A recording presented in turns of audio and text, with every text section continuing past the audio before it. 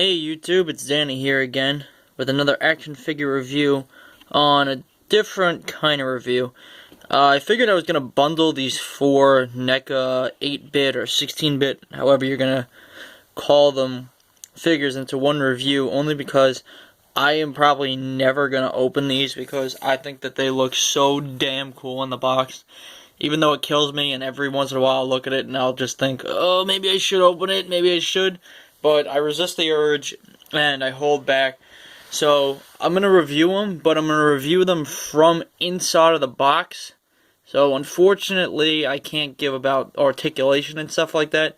But from a pure collecting standpoint, I can review them for the box art and everything inside. So, I hope you enjoy, and let's get started with the first one. Alright, first up we got my absolute favorite, because it's Freddy, and Freddy's the coolest thing ever, doesn't matter what you say. But, this is the one that I was absolutely looking the most forward to when it was originally coming out, because I actually played the Nightmare on Elm Street game. There used to be like a little arcade machine over the local, I can't even remember what it was. I think it might have been actually like a Chuck E. Cheese or something. As crazy as that sounds, I know, one inside of a Chuck E. Cheese, but I'm pretty sure that's where it was. And I actually played this game, and I loved it as a little kid, so when the figure came out, I was so pumped. But enough of that, let's get into the inside of it. Alright. It comes with a little description over here from the beginning of the game, which is all pixelated and everything, which looks so damn cool. I think this is one of like the coolest lines ever. I mean, such a damn good idea. And what a cool way to just reuse already existing figures and give them a cool paint job and basically repackage them as a totally new figure. But, alright, we'll start with this. Like, so cool up here, like the 1VP00, little sprites from the game. And really the coolest thing about this has to be is that those old-fashioned colors I just couldn't pick up, so he's not really red and green, he's red and yellow, which is really, really cool. And I like the little purple finish on top, too. And I'll show you from the top. And Nightmare on Elm Street.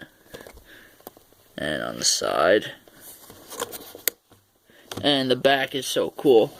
I love how they make it look like it was the actual video game pictures and everything, but instead of showing off sprites from the game, they show off aspects of the figure, and the face, and the all-red glove and everything.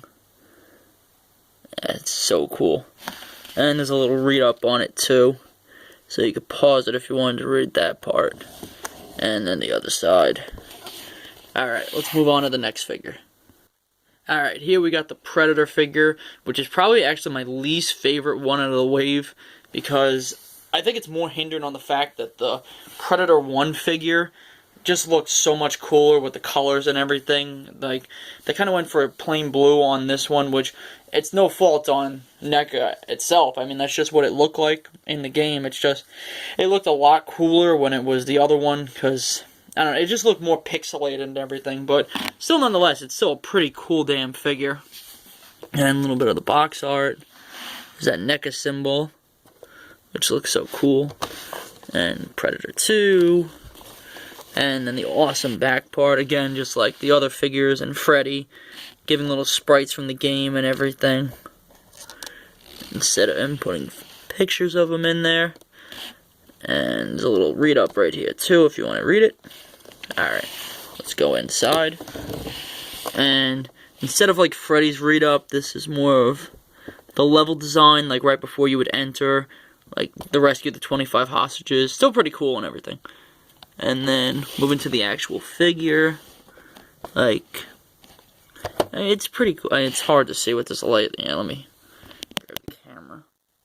You really get in there. Like, you could see the paint detailing, like, it's a little bit of pixelation and stuff like that, but, I mean, for the most part, it's just, it's almost like it's just a regular old figure. You could actually probably pull this guy out of the box, and if you put him on the shelf, you probably wouldn't even recognize, really, that it's even supposed to be that 16-bit look to begin with. You probably could just get away with it just being like a regular old Predator figure, which is why I would definitely say if you get this one, keeping in the box is probably going to be your best solution. to like give the illusion that he is pixelated, because like at least with the other figures, when you take them out, like there is a noticeable difference with them, but on this one it's just not as much. So I think it just looks better in the box, and that's how I would prefer him. Alright, let's go to the next one. Alright, and up next we got John Rambo himself, with all his Sylvester Stallone glory. And again, the Neca symbol, and that box art is just so cool.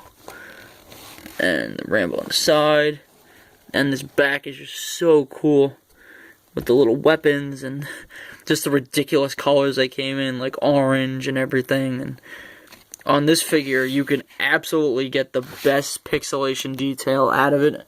I mean, like, look at the face, and the little sprites and everything. Like, he really, really does look like a video game. It's so, so cool.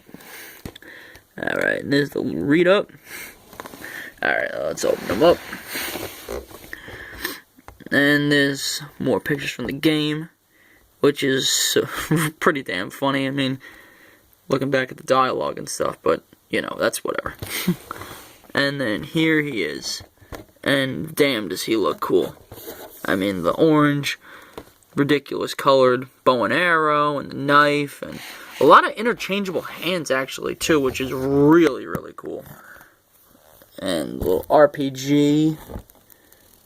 Just looking at that chest, like, it's just so cool, the amount of pixelation detail they put into him. And it's actually got a really good likeness to Rambo. I mean, obviously it's originally a Rambo figure to begin with just the paint overtone to make it look like it's pixelated, but still, like, it's really, really cool how good it looks in general. And then you got his weapons and stuff all across the top here, which looks really, really cool. Alright, so let's go to the next one. Alright, and finally we got the behemoth himself, the Godzilla. Now this one is really, really cool. He comes in a close second to Freddy. Like, and even if some days you ask me, I might actually say this is even cooler, but whatever.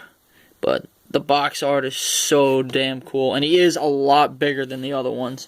I mean, in comparison, it's much fatter packaging, but that's just because the figure itself is much bigger. And some sprites from the back, just like the other figures. And spin it around. Alright, let's open them up.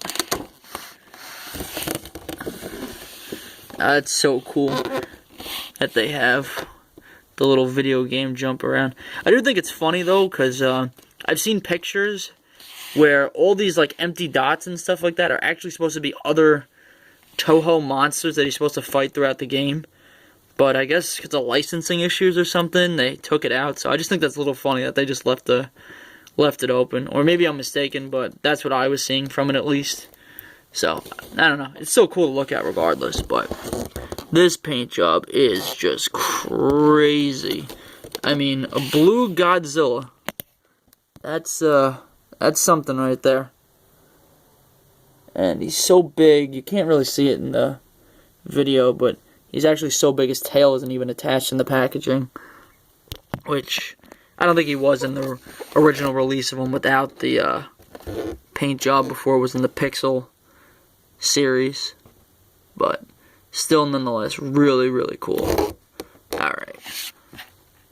Alright, so there we have it. A little quick review and run over. Basically just reviewing a box for the most part. But I just think these boxes are so cool. And that's what makes this line so special in general. Is that you really don't even have to take these figures out. Like, it's almost like the boxes itself are a part of the figure. Like, taking it out almost lessens it as a figure. I don't know. Maybe you might see it a little different, but that's how I would see it. I definitely would never take these out of the box. I just think it gives, like, the coolest illusion. And I know when new people come over to the room, they think that's, like, the oddest thing in the room, but they definitely think it's one of the cooler things in the collection room. So I definitely love this line, and I'm definitely looking forward to picking up a lot more.